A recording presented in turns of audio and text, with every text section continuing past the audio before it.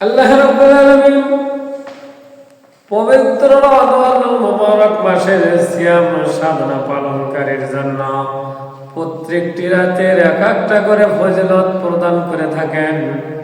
পবিত্র রমজান মুবারক মাসের সিয়াম সাধনা যারা পালন করবে তাদের জন্য আল্লাহ রাব্বুল আলামিন প্রত্যেকটি রোজার বিনিময়ে এক একটি করে ফজিলত, এক একটি করে মর্যাদা আল্লাহ রাব্বুল আলামিন বাড়াইতে থাকে। 11 নম্বর রাতের ফজিলত হলো আল্লাহ রাব্বুল আলামিন যারা সিয়াম সাধনা কেবলমাত্র শুধুমাত্র একমাত্র আমার আল্লাহকে খুশি করার জন্য যারা সিয়াম সাধনা পালন করবে তাদের আল্লাহ রাব্বুল আলামিন নিষ্পাপ অবস্থায় মৃত্যুবরণ করার মর্যাদা আল্লাহ রাব্বুল আলামিন প্রদান করে থাকবে। 12তম রাতের ফজিলত হলো যারা সিয়াম সাধনা পালন করবে 12তম সিয়াম সাধনা পালনকারীর জন্য আল্লাহ রাব্বুল আলামিন কিয়ামতের ময়দানে কিয়ামতের দিনে 14 তারিখ রাতে চাঁদের মতো উজ্জ্বলতার ন্যায় তাদের চেহারাগুলো ঝলমল ঝলমল করতে থাকবে।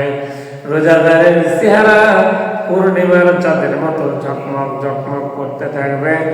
কোন ব্যক্তিরা আরো হাসরের ময়দানে যে ব্যক্তিরা থাকবে তারা একবারকে দেখেই বলতে পারবে এই ব্যক্তি রোজাদার ছিল।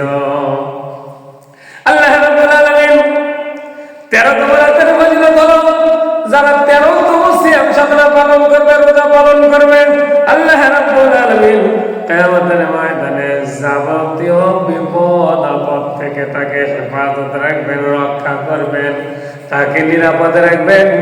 তাকে আল্লাহ রাব্বুল আলামিন যত বলা মুসিবতের জায়গা আছে হাসরে, মিজানে, পুলসিরাতে, হাউজে কাউসারে, এক কথায় জাহান্নাম থেকে মুক্তি দিয়ে আল্লাহ রাব্বুল আলামিন তাকে জান্নাত পর্যন্ত পৌঁছে দেওয়ার দায়িত্ব পালন করবেন। 14তম রাত সিয়াম সাধনা যারা পালন করবে আল্লাহ রাব্বুল আলামিন তাদের আমলনামায় ওই পরিমাণ নেকি দেবেন যেই পরিমাণ নেকি ফেরেশতা মণ্ডলী তার সেহরি তারাবি ইফতারের সাক্ষী হিসাবে থাকবে, তাকে প্রদান করা হবে এবং বিনা হিসাবে জান্নাতে যাওয়ার জন্য রোজাদারকে আল্লাহ রাব্বুল আলামিন পারমিশন দিয়ে দিবেন।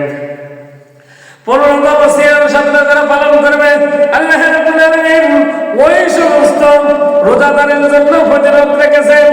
ওই রাত্রিতে সমস্ত ফেরেশতাগণ মহান আল্লাহর নিকট তার জন্য রহমত প্রার্থনা করতে থাকবেন, তার জন্য মাগফিরাত প্রার্থনা করতে থাকবেন, তার জন্য আল্লাহ রাব্বুল আলামিনের দরবারে দোয়া করতেই থাকবেন যতক্ষণ না আল্লাহ তাদের দোয়া কবুল করে থাকেন।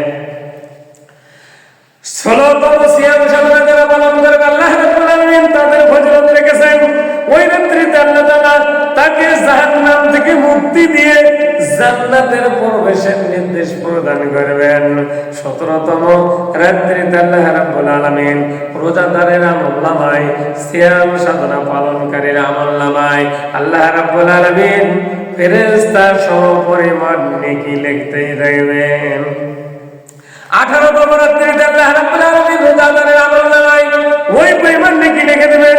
ওই রাত্রিতে এক ফেরেশতা তাকে ডেকে বলতে থাকবে, ও আল্লাহর বান্দা, আল্লাহ তোমার প্রতি এবং তোমার পিতা মাতার প্রতি সন্তুষ্ট আছেন, অতএব তুমি তোমার সিয়াম সাধনাগুলো আরো সুন্দর করে পালন করো, রোজা মুরুদগুলো আরো সুন্দর করো, সিহরি সুন্দর করো, সারাদিনের রোজা মুরুদ সুন্দর করো, ইফতার সুন্দর করো, তারাবি সুন্দর করো।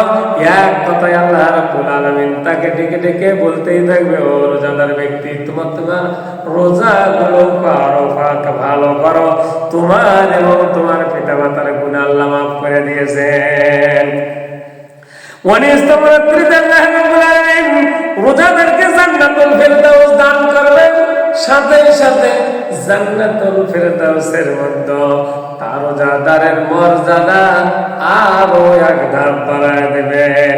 20তম রাত্রিতে আল্লাহ রাব্বুল আলামিন সিয়াম সাধনা পালনকারী আমলনামায় ওই পরিমাণ নেবে যত শহীদ আছে, যত নেককার আছে, আল্লাহ রাব্বুল আলামিন ওই শহীদকে, যত নেককার বান্দাদেরকে যেই পরিমাণ নেকি দিয়ে থাকেন 20তম সিয়াম সাধনা পালনকারীর জন্য আল্লাহ রাব্বুল আলামিন ওই পরিমাণ নেকি লিখতেই থাকবেন। আল্লাহু আকবার।